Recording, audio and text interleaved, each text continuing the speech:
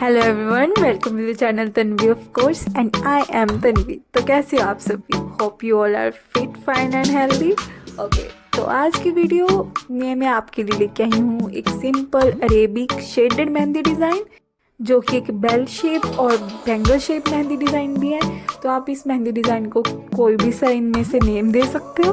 Okay, तो आप इस वीडियो को पूरा देखिए and please share your honest views in the comment section too, which is a mode of inspiration to me. Yes, क्योंकि उससे हमें पता लगता है कि आपको मेरा कंटेंट बनाया हुआ आपको पसंद भी आ रहा है या नहीं। अगर पसंद आ रहा है तो अच्छी बात है, ऐसा और क्रिएट करते हैं।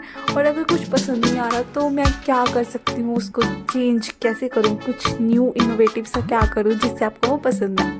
तो ठीक है जी, वीडियो को पूरा देखिए और मैं चलती हूँ अभी। आप इंजॉय करिए डिज़ाइन को and if you are new on my channel please consider the subscribe button if you like my content and do press that bell icon to.